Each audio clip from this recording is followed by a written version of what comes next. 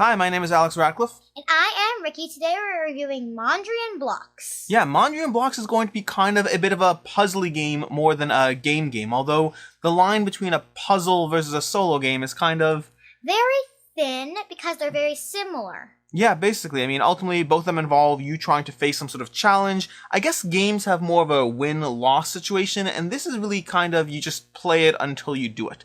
But Mondrian Blocks, do you want to explain how it goes? In Mondrian Blocks, you have a puzzle card. Yeah.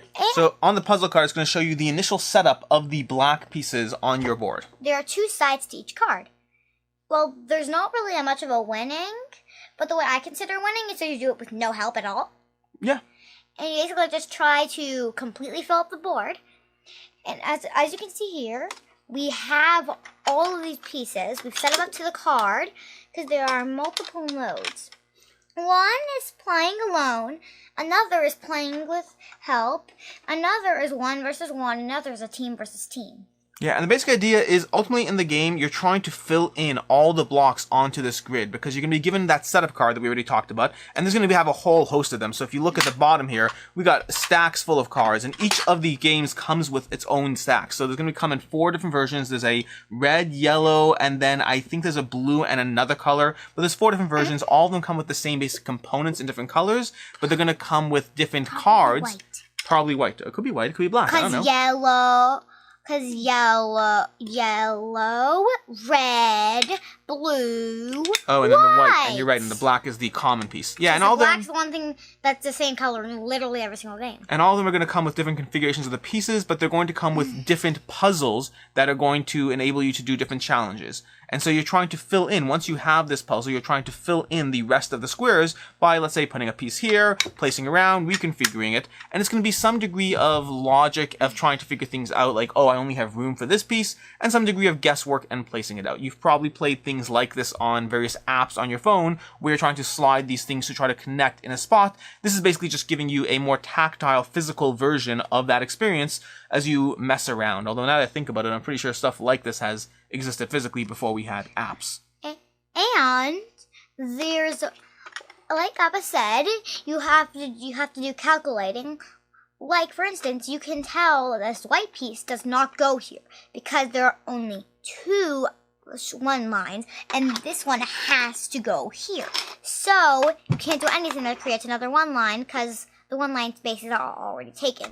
So I could replace this with something else, like maybe this or this. Yeah, basically, as you slowly fill up your board, you're going to create these configurations and situations where you realize things have to be played out a certain way. So you can again, it's going to start off, and the cards start off simpler and do get progressively harder, like any game in this genre, like games like Rush Hour, anything like that. You're given these challenges will get progressively harder as you play, and Manara, yep, all these different style of games, until you eventually figure out those ways of pattern building, so to speak, those things that will make sense, so you can more quickly start putting things on the board as certain types of patterns become more familiar or more intrinsically, I guess, whatever, in your muscle memory as you play these games. So, Ricky, what do you think of Mondrian Blocks? I think it's super fun, it's super cool to play, and it's also a great travel game. Yeah, because it's just a little square. See?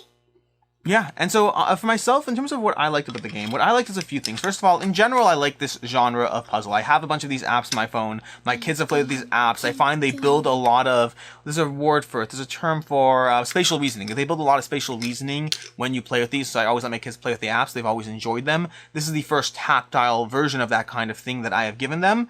And I also like, for me particularly, I like that there's 2 ways you can kind of play the game. You can literally just sit there. I mean, there are 4 modes. We've really only done 2. One is you just sit there and... Oh, yeah. Yeah. You've only done solo and race. Yeah, one is going to be where you just put out the actual pieces on the board and try to fill in the gaps, try to fill it in, and it's fun. It's fun to sit there and go, okay, beat that level, next, beat that level. And then the other way, and ideally playing with people of the same or similar skill level, will be, and you'll need 2 sets for this. This is where having 2 sets or more is helpful because the more sets you have, the more people can play simultaneously. But you draw 1 card, place it down, and they go 1, 2, 3, go. And everyone rapidly tries to fill in that puzzle as fast as possible. That's where you turn Mondrian Blocks into more of a competitive game. Not that dissimilar to Ubongo or any of these other games that effectively are polyomino shapes built around some sort of puzzle. So, what do you like? I like how it's small, it's simple, so I can play it alone.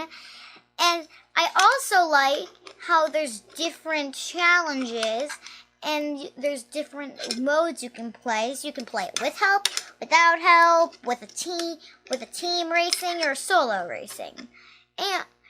And it's also a really good game to play when you are stuck at home because it is not boring. Keeps you occupied. Yeah, that's true. And you are not allowed to do this. Oh, you're not allowed to leave your pieces hanging off the edge. Yeah, you have to have them all, every single part of it on the board. Yeah, that's because it all fits perfectly. There's exactly enough shapes to fill that board. They stay because of the ridge little boxes. Yeah, little ridge boxes. If they didn't, it would be like this: shifty, shifty, shifty. What did you not like about the game? Well, nothing really, except that it's really hard to get to the level cards because of this thing. It's really hard to twist. So it's just hard to get to the level cards inside. Yeah, that's reasonable. In fact, in some of these other games, this one's actually loose. Yeah, that's intentionally they give you the ability to rotate it so that it gets, locked in but still or whatnot. Hard. So you have to put it on. There's a way to do this here. There's a way to do it. There we go. Nope. Yeah, there's a way. I think something's stuck under there. Anyways, so yeah, I agree with you that in theory, some of these other games, they have like slide out pouches. This one, you have to kind of put the lid on, rotate it back, grab it out. That makes sense. I don't disagree with that. For me, the main thing I don't like about Mondrian Blocks is just going to be the lack of variability. Now, this is coming from a stance of variability? Well, I'll be more specific. I'm coming from a stance of liking games with lots of things that just shift up the experience. And Mondrian Blocks is going to be the same exact game all the way through the hundreds of cards you go through. The challenge increases. Don't get me wrong. It's trickier as you get on. That's not exactly the same. Well, changes. No, the actual game is exactly the same. Just the difficulty level. Thought process for each level. The difficulty is going to escalate as you play through all the levels, and so that's not necessarily a problem. Don't get me wrong. But the idea of going through all the levels in terms of 4 different games, at a certain point, you're going to get a little, semi-bored depending on who you are. So, for instance, I've gone through like 10 different challenge cards, take a break, come back, go 10 more challenge cards, whatever it is. But ultimately, it is the same experience the whole way through. Nothing is mixing it up. And again, I'm coming to that from a stance of being used to board games where they give you a lot of things to mix up that experience. Past that, that's really going to be the only thing I didn't really like about it. It fulfills the puzzly type experience of the game. So, what are your final thoughts? I think it's an adorable game, and people watching, you might think that what's the age range? That's a good question. I was going to get to that, but go ahead. The answer is, I think it's just anyone that would enjoy a puzzle but wouldn't find a tricky one too hard. Because my brother did this, and I actually started from level 9, because level 1 cards are somewhere else in the deck, so I started from level 9. Yep. And I thought it was a super fun game. The first 2 levels I need a bit of help with, but you can slowly get a feel for it. Yep. And the age range on the box officially says 8+, although that's obviously just a box. You can do what you want with it. I will say that my 5-year-old and 7-year-old and my 9-year-old have all been playing this and enjoying it. Like, my 5-year-old has been sitting here playing out these puzzles. You can do that. It's a little bit less logic, a little bit more guesswork, but they still enjoy the process, and it does build up that spatial reasoning to a degree.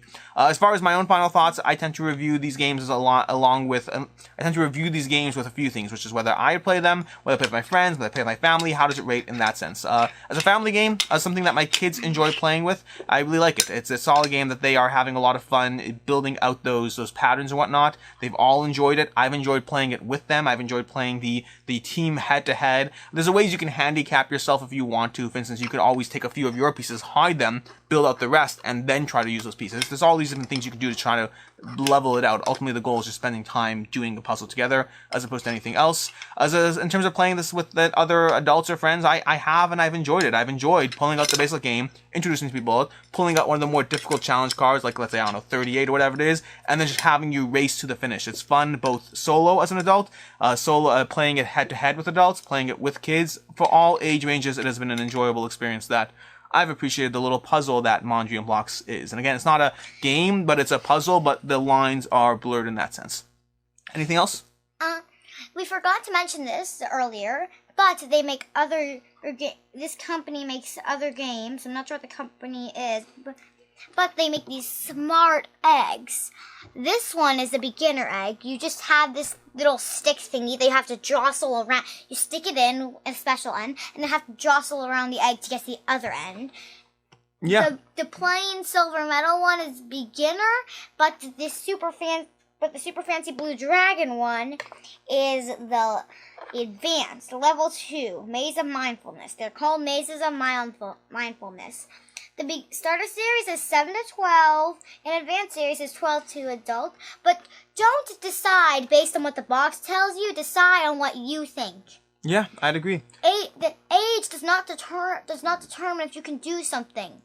Yeah, it's how well you learn it. I've taught my kids from a young age to ignore the suggested age range on board games or whatnot. We ultimately just try it and see if it works for us. The eggs we have not played, so this is not a review of the eggs. We don't have them yet, but we might review them. But the eggs do look like another fun little puzzle gimmicky thing that they can do. And again, you're right, I don't know the company. The company might be, I don't know. I think it's presented by Smart Egg. The company is actually called. From Smart Egg? The company is actually called Smart Egg. This looks like it might be their second product in that case. In any case, this is a Mondrian Blocks, a little puzzly experience. SmartEggToy.com. You can get these on SmartEggToy.com. It says so right here. Apparently, yes. And so that's basically it. Until next time, I'm Alex.